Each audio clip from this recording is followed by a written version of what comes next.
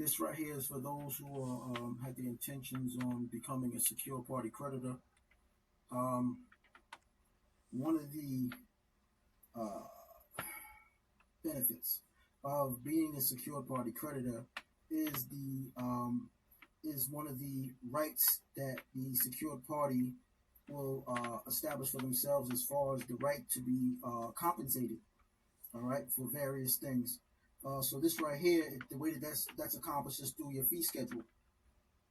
Your fee schedule is essentially a document that you create, letting the public servants know what it's going to cost them to deal with you, or to contact you, or even harass you. And you're going to put a price next to each one of these points, and then you're going to submit this document to these agencies, letting these people know that if they wish to contact you, through phone, through mail, whatever means, if they want to stop you on a traffic stop, then by stopping you, then what they're actually doing is they're going to incur a fee for stopping you.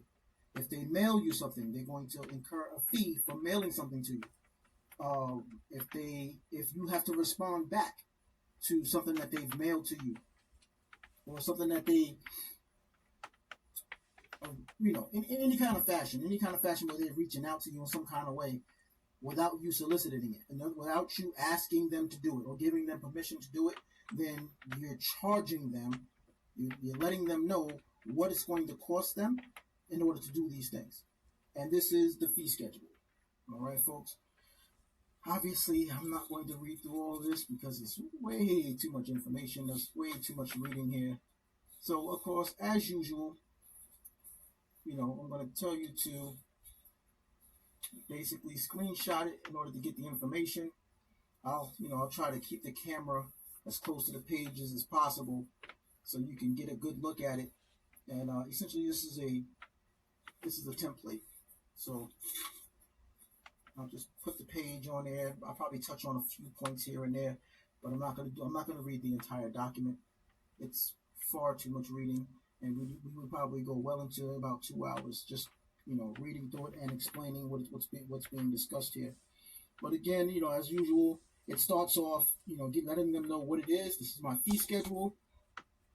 Notice the agents, notice the principal, notice the principals, notice the agent. Notice, and this is a very important point that we want to point out.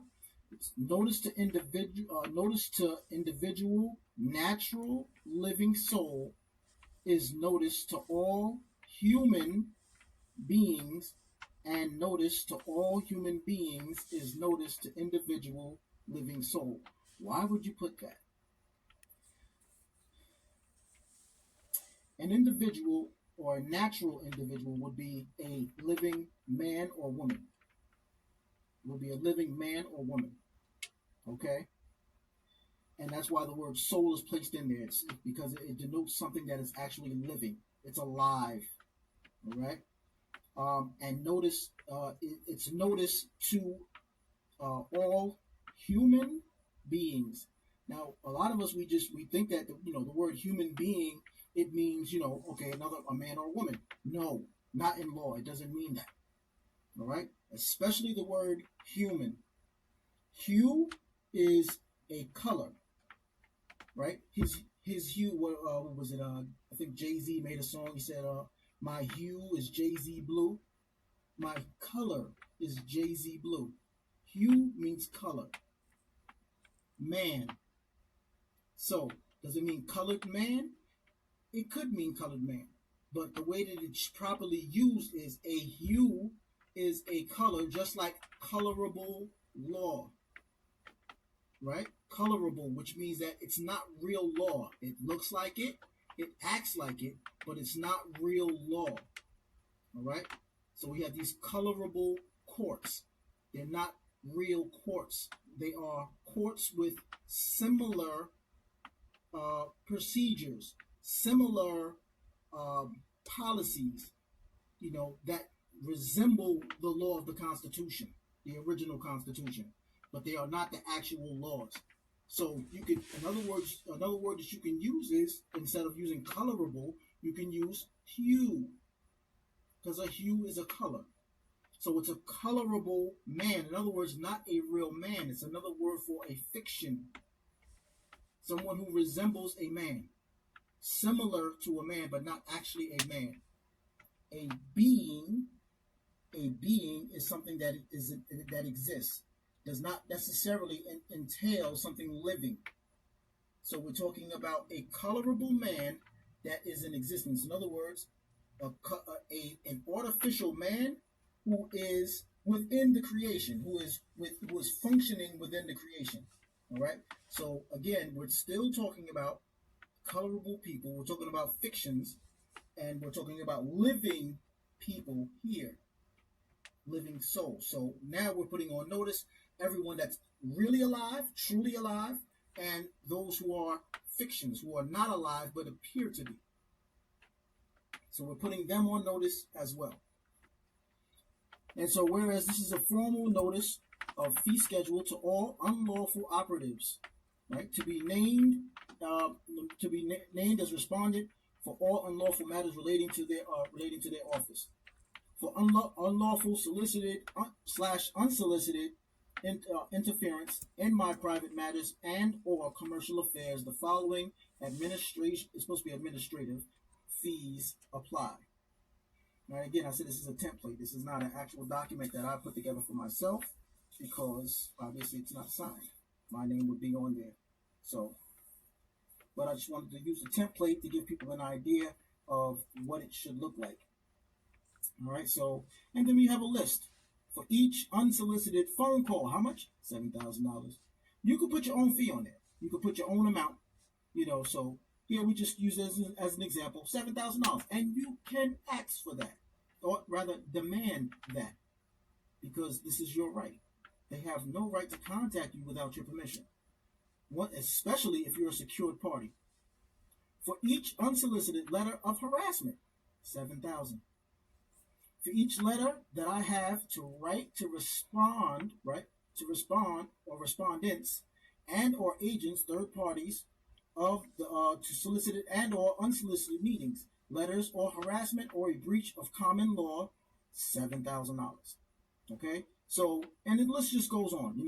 It's 7,000, 7,000, 25,000, right? That's for courts. When you're dealing with the courts, you're gonna raise that price up a little bit, because we're dealing with really big money on this when you're dealing with court cases. So trading standards as an organization. To the police station, $30,000. If I got to contact the police station, watch commander, which is lieutenant or whoever, you know what I mean? I'm going to demand $30,000 for even having to talk to you. And for court appearance, it's how much? Ooh, is that 150 billion? Wow, that's a lot. That's a lot, right? Because that's essentially how much you would when you would make out the bid bonds or the performance bonds, the payment bonds. You want to make a number like that big. So if I got to if I have to make an appearance at court, then, I'm going to throw that number way in the air, and then I'm going to put those bonds in, and I'm going to take control of that case. And then anybody that's not a part of the case, or anybody that has no right to put, for example, the prosecutor, to bring that case in, he's toast. He's toast. You know what I mean? And then we use the IRS to enforce that. The CID, the criminal investigation division of the IRS. We send them in and tell them that this guy's over here. He's involved in stealing public funds, because he's using our account, right? Okay, so he's stealing public funds. You know what I mean? Theft of public funds, sedition against the bankruptcy of the United States of America. All the stuff. You send the CID, the Criminal Investigation Division of the IRS, at them, and have tell them that these guys are committing tax evasion, because they're not filing this stuff, they're not recording this stuff, because they're just putting the burden on us. And then they take the little money off, take the little back money, take the money out the back door or whatever. You know what I mean? Or however you want to term that. So for phone calls, relevant bodies, if I got to call you, $7,000 plus $500 per hour or part thereof, $5 per minute. Right? So each and any lawful/legal counterclaim, right? 100. That's $150 billion again, right? Because we're dealing with court cases again. All right, we just keep, each one going down. You get your low prices, 12,000, 150 billion again, 150 billion at the bottom there. Let's see if I can get this for you guys. All right, cool. All right, so in addition, for each individual failure to provide per individually requested evidence, items, documentation, proof of certified public oaths, or, we ask for the oath of office for these different agents and stuff like that. You know what I mean? For me to even have to do that kind of work, you got to pay me for it. All right, and I'm going to add a few more things to this, just to, be a little more specific and, to cover as many avenues as possible, you know what I'm saying? For an example, traffic stops and stuff like that. If you want to, hold me for a traffic stop, then, anything past 15 minutes, we're talking $2,000 or $5,000 or $7,000, whatever amount you want to put in there. You know what I mean? Just for stopping me, you got 15 minutes to find out whatever you need to find out. You know what I'm saying? And release me. If you don't, then you're already accepting, that liability. You know what I mean? So, so here we go. This is, basically breaking down, what it is that we're expecting from them and what we will not be tolerating from them. All right. Let me just get a view so you guys can see. Let's say you can freeze frame the video so you can get the information. All right. And of course, again, if you guys don't have a corpus delicti, which is a damaged party. But first and foremost, before you start, going into court and demanding corpus delicti, you have to make sure that you're in the proper jurisdiction. You cannot, be in the courtroom, going into their courts, not knowing, how to establish or rather to assert the jurisdiction that you're going to be operating in and, prevent yourself from falling into their jurisdictions. You have to understand that before you start, demanding the corpus delicti, because in a corporate court case, in a corporate courthouse, which is what they're trying to run these things under. It's under corporate law, right? Statutes, codes, ordinances, things of that nature. Those are not laws, all right? Those are policy and procedures. That's what they call it, public law, public policy. You know what I mean? So anyway, when you go into these courts, you want to make sure that you're under the correct jurisdiction. You do the introduction, which lets them know, hey, this is the jurisdiction that I'm operating under. And essentially, once you've given the introduction in the courtroom, you know what I mean, then actually what you're doing is you're establishing, what's going on, cousin? I see you. So once you you go into these courtrooms and you give the introduction, you are establishing on and for the record what jurisdiction you're operating under, what your status and standing is in the court. So now you set the stage. You just set the stage by giving them the introduction. And for those of you who do not know the introduction, I might do a video on that, just breaking that down. But anyway, you want to establish on and for the record that you are, in a certain standing when you come into this courtroom and what jurisdiction. So now once you've established that you're in the common law jurisdiction or the original jurisdiction and you're not in the jurisdiction that they're operating in, then their policies, procedures, and all the other stuff, it doesn't work anymore. Sometimes the judge, he's going to try to be persistent. He's going to try to keep trying to trap you into their jurisdiction. All you have to do is just stand your ground. Once you said the introduction and you understand what the introduction is talking about, then you'll see that, the introduction, it says everything, not basically, actually, it says everything. Everything that you need for them to understand and know who you are and what your standing is in that courtroom and how you're going to proceed. All you have to do now is defend the introduction. You know what I mean? The introduction essentially says, I'm under common law jurisdiction. I'm not going into your jurisdiction. And I'm not agreeing to any kind of contracts with you people. Be it presumption, assumption, you know what I mean? Any kind of deceptive contract. You know what I mean?